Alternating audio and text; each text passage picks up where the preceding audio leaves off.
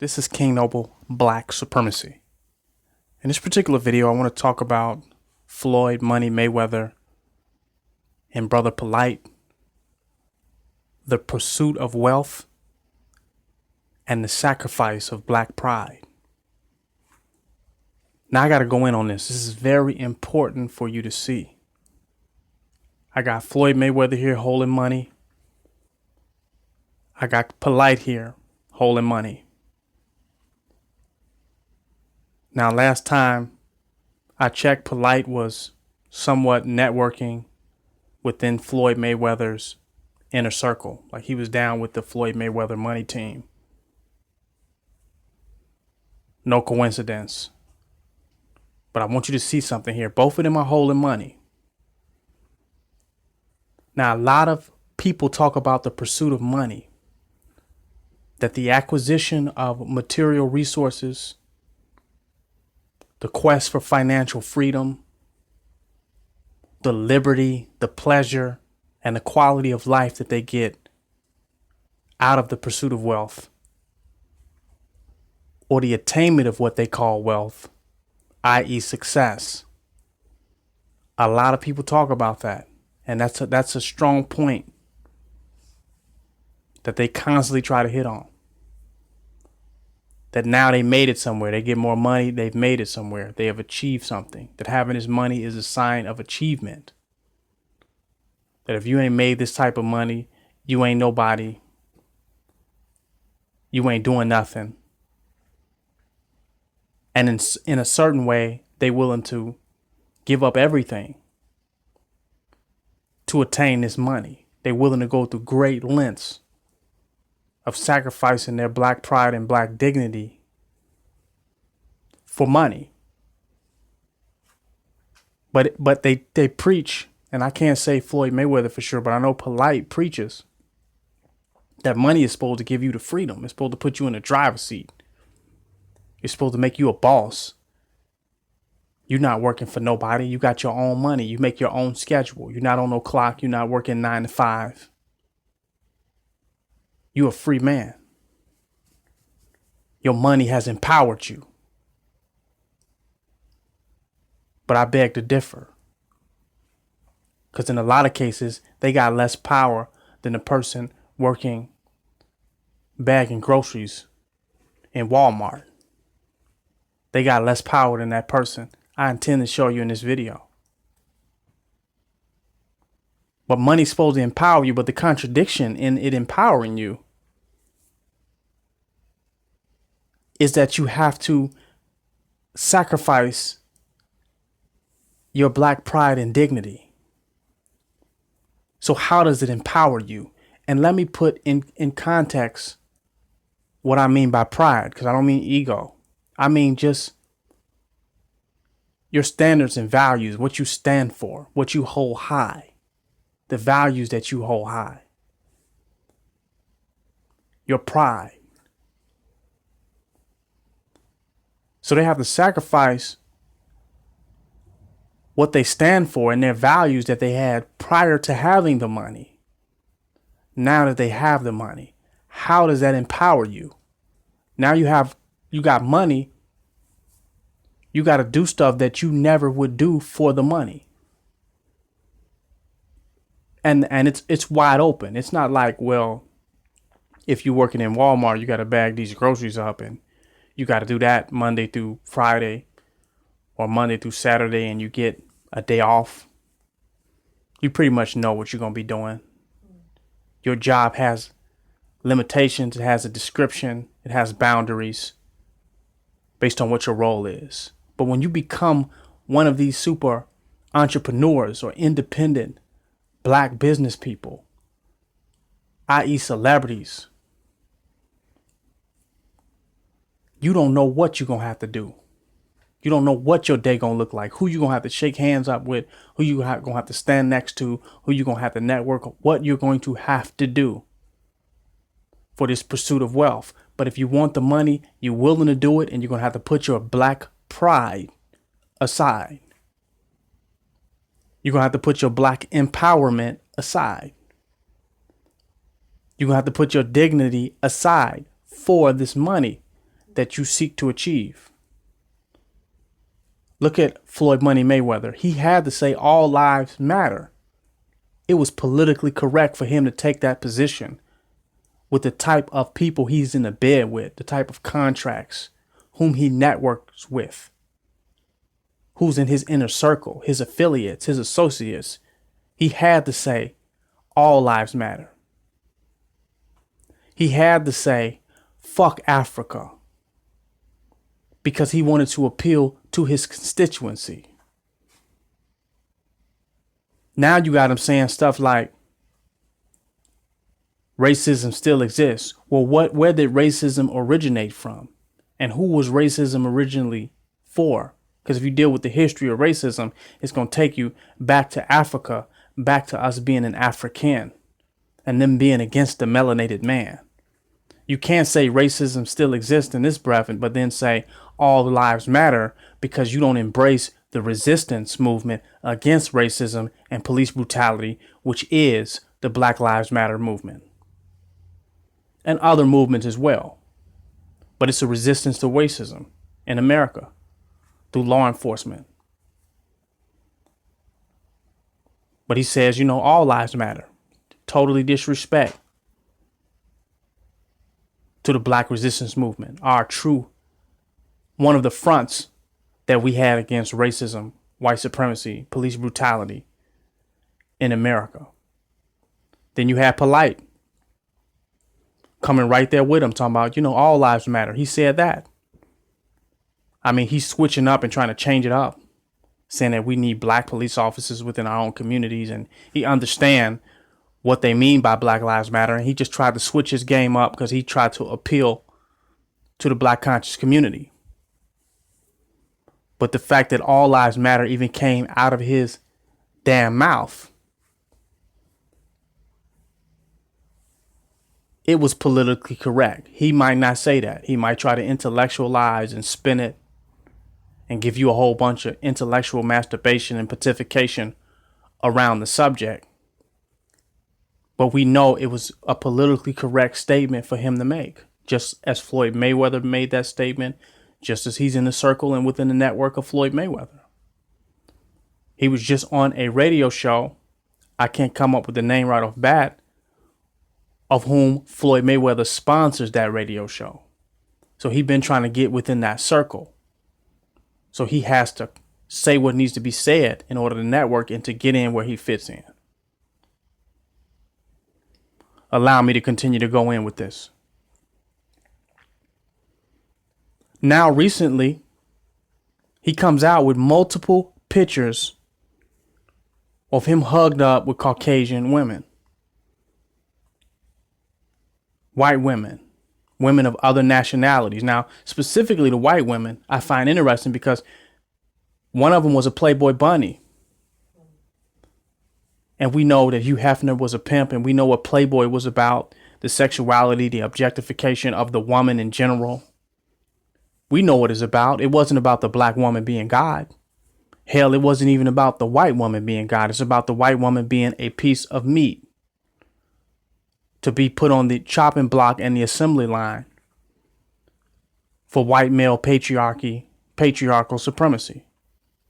We clearly understand what that's about. That, to me, doesn't seem like the values that Brother Polight had. See, God is a jealous God. So if the Black woman is God, you can have no other God besides God. So him standing there with that Playboy bunny was just an offense, an insult. It was blasphemy to the Black woman that is God, and then put a dajiki on this Cave Becky. But that just, he said he did that because, it was a business move. It was a networking move. That it wouldn't behoove him. Now, I'm not saying that he should need to be a racist and he needs to hate white people if that's not necessarily his position. But I'm saying that he transgressed his own values. Standing there hugged up, holding the waistline of that white woman, holding her in a very intimate way. If you go back and look at the picture, he transgressed his own philosophy, ideology, and principles that he stand for, which is why he became under fire. But he did it for money. How is he free if his money makes him do that which is against his principles? Just like that person at Walmart got to go to work, whether they feel like it or not, whether it's a black holiday or a spiritual day for them, it doesn't matter. They have to take their ass to work if they want to keep that job. They might can call off a few times, get a few sick days, but eventually they're going to have to bow down and submit to that institution and do the job that they're supposed to do. Well, the same here with Polight. He got to hug up with this white one. He got to do stuff that he would not have normally done, that was not consistent with his own ideology for what he seeks to gain. His pursuit of wealth has made him sacrifice his pride, his black pride in his own position and the things that he stands for. And that's the slippery slope of the pursuit of wealth. That is the irony of the pursuit of wealth, that you do have to sacrifice a lot of yourself, whether you got a job or whether it's about a business. If you're living purely for the pursuit of wealth, then the pursuit of wealth itself dictates how you must interact, how you must be, how you must interface, who you must interface. So then your values get put on the background. It's not about your values. It's not about you. It's not about nationalism. It's not about your people. It's not about the black woman. It's not about how you feel about white people or whether you want to aggrandize white imagery and white sex symbols or not. It's not about that. The pursuit of wealth itself dictates how you are going to have to play the game of white supremacy and how you're going to have to promote white supremacy for your own development and your own growth within their reality, within their industry, within their matrix. You see this with Floyd Money Mayweather. You see the same thing with him going up against McGregor. All the money he got, millions of dollars. And he's having some tax issues. But we know how much money Floyd Mayweather had and how much freedom he felt like he had buying jets, suitcases of money, multiple whips, multiple houses, just throwing money around. And we associated, a lot of people, the type of money he had with freedom. Oh man, that's power. A black man got money like that. Wow. He can say fuck Africa. He can say all lives matter. It just doesn't matter, man. He's rich. He can do whatever he want to do, buy whatever he want to buy. Now that's black power there. That's not just the compensation of black power. That's the material and financial equivalency to what black power is. Bullshit. With all the money Floyd Mayweather had, he has to accept the disrespect, the degradation, and being condescended, the racial epithets, the complete disrespect by Conor McGregor. He has to bow down and accept that, even though he owns his own business, he's financially independent, he's his own boss, because he says that McGregor is being pimped. Is this a fact? He's saying McGregor is being pimped. And the white hoe, or the white bitch, as Floyd Mayweather refers to Conor McGregor, has more power to be obnoxious, to act without limits, without parameters, without boundaries, and without consequences. With his white privilege. Conor McGregor as a hoe, as a bitch, as he is referred to by Mayweather, has more power than the independent, self-sufficient, rich Floyd Mayweather. So that means a white man with less power. A white male, Conor McGregor, with less money and less independence, personal independence, has more power to have race pride, to have pride in his race, to have dignity in his race, than an independent, wealthy black man. What does that say? that the pursuit of wealth can deliver you right into the hands of white supremacy, because you trade off your race pride for money. You trade off Pan-Africanism and nationalism for money, for fame, for stardom, for notoriety. You trade it off. And the white man, Conor McGregor, keeps his. And you got to go to work. You still got to go to work. You still got to sign the contract. Don't let people tell you because you have your own business that you are free or somehow better than someone who has a job. That's just not the truth. You have to show up on time. You got to get to that meeting.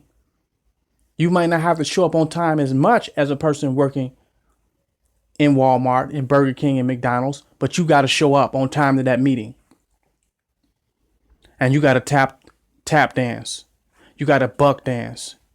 You got to play to the tune, dance to the tune. Let's keep it real. But I use these two individuals for an example.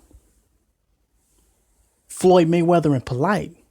Because even though they got all this money, cars with doors with wings on it, traveling all around the United States and this hotel and this place and houses over here and houses over there, buying clothes. The clothes cost more than somebody's rent for 4 months. All this money. They still have to bow down and submit to the rules and regulations of these institutions that ultimately end up representing and building and promoting white supremacy.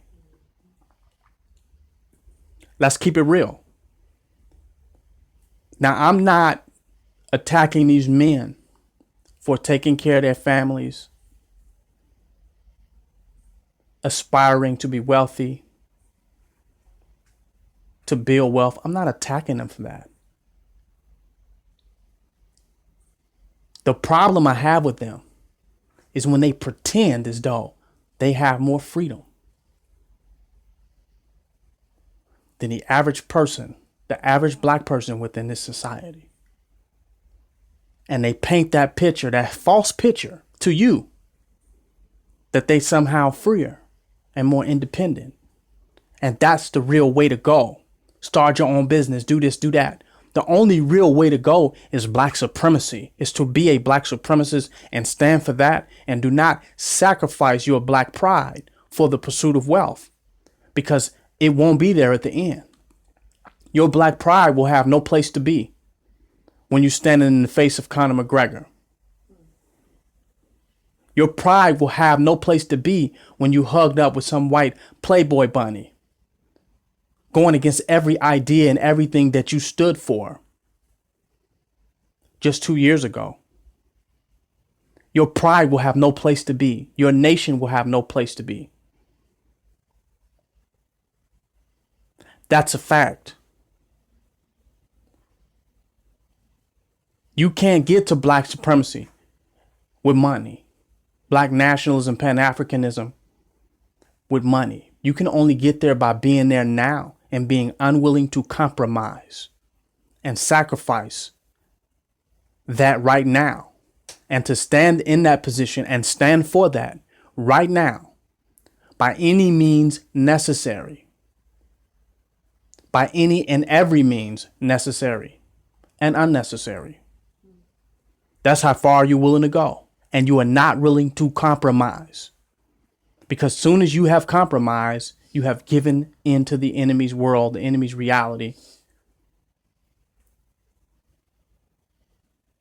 And now you're a part of that, and you have sacrificed yourself. You have given up your nation. You have sold out.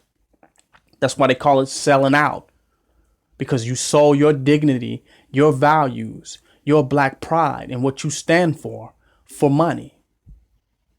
And if you're living for the pursuit of wealth, specifically, you could be required to do so. And Floyd Mayweather and Polight is an example of it. And I bet you a lot of other people are examples of it. Claude Anderson, Boyce Watkins, David Banner, Tyrese Gibson. The list goes on. Even if they don't let you see where they are bowing down, even if they don't see where you are hugged up with these devils and having to play their tune. Stuff you ain't even interested in. You got to now go and be a part of it. You have to be presented in a way that doesn't represent how you want yourself presented. Take pictures with these crackers, hug up with them. And if you were already, you got to ask yourself, if you already had $1 billion, would you do these things? And if the answer is no, you are sacrificing your integrity and your dignity and your black pride for it. If Polight had $1 billion already, would he be standing there with that white woman in a dajiki? Or do he have to prostitute his culture and his ideas and his views for what he seeks to obtain out of the pursuit of wealth? If Floyd Mayweather was a multi-billionaire, would he let Conor McGregor disrespect him like that in front of his daughter, in front of his family? Would he let this man carry on and disrespect him like that? He's only allowing that for the money. Polight is only allowing and doing these things for the money. Because the money makes you trade off your pride and your dignity and what you stand for. I do not see how that is empowerment. Empowerment means that you really will be able to do what the fuck you want to do and say what the fuck you want to say. And that thing that you want to say and that thing that you want to do that is uncompromising for the liberation of black people will equal and amount to change and transformation of our image and our status as a people. So I don't see how that's power. I don't see how that's freedom. If you're telling me, well, I got to do this because I got a networking, I got to do this and how is that freedom? How are you in more position of power if you got to do the things that you don't want to do? And now you got to make up excuses and explain all this shit of why you have to do this dumb shit that you just have to do for money.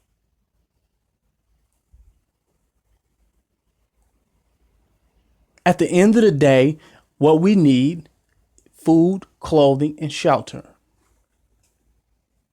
That's what we need. Our food, our medicine. Shelter, we got to build it, put it together. Clothing, we make it. In this country, more food is thrown out than you can possibly ever imagine. It's way more food to eat. Gardening. Clothing thrown all over the damn place in this society. This superfluous, wasteful ass society. And like I said, shelter. The pursuit of wealth, the white man has defined wealth and has defined success. And power is the ability to define something and make things submit to that definition. So the white man has defined wealth and success within this society. And in your pursuit of that, you play right into his definition. So now you got to buy his clothes, his Versace. You got to look and play the part because he's defined what class is, what value is, what wealth is. And even though things cost different things, different amounts based on deflation or inflation, whatever, things cost different amounts. But no matter how much they cost on this dollar that has no gold and silver backing it, no matter how much things cost, at the end of the day, it will always amount up to white value in this country. Capitalism is based on white value. The ultimate value of a goalless system is the values of white supremacy. So if you get pulled into capitalism, you really are pulling into white values. So you have to get into what white people value. And what they value. I don't care how black you say you are, from the hood you say you are, how African you say you are. Once you want to be something within their society, you have to accept their values. And they tell you what is valuable. Versace and Gucci and Fendi and the list goes on. They tell you what car is valuable and what restaurant is valuable, what food is valuable, what hotel is valuable. They have defined what values is in this society. So your pursuit of wealth is to totally accept the definition and the paradigm and the matrix of your enemy's mind. and to step into his mind and into his reality. The pursuit of wealth specifically is a trap for black people in most, if not every single case. That's a fact. We must become minimalists. We must simplify and not live for the pursuit of wealth, but live for the implementations of the value of black humanity, of black consciousness, of the black nation. I had to go in on this. The illusion of freedom. When you see these individuals having to be the white man's bitch, the illusion of freedom. Oh, I got to do this. I got to do this. I got to do that. No, you're addicted to white supremacy. You're on that white stuff. You're addicted to white supremacy. You don't have to do nothing. They didn't do it in Vietnam. They refused to do it in Iraq, in certain places in the East. North Korea, they refused to do it. In Haiti, they refused to do it. God damn it, black American, find a way to fucking refuse to do it. And live by that and stand for something and quit being a weak Negro that don't want to go through no struggle to stand for something that is real. This King Noble Black Supremacy. Join my website, www.kingnobleuncensored.com. Donate and don't hate. Also, follow me on Instagram, kingnobleuncensored.c.o.m. Like this video right now so we can get it out there. And make sure you subscribe to my YouTube page right now. Hit the subscribe button and hit the little bell so you can get notifications every time I load my video up. At King Noble Guru. Black Supremacy.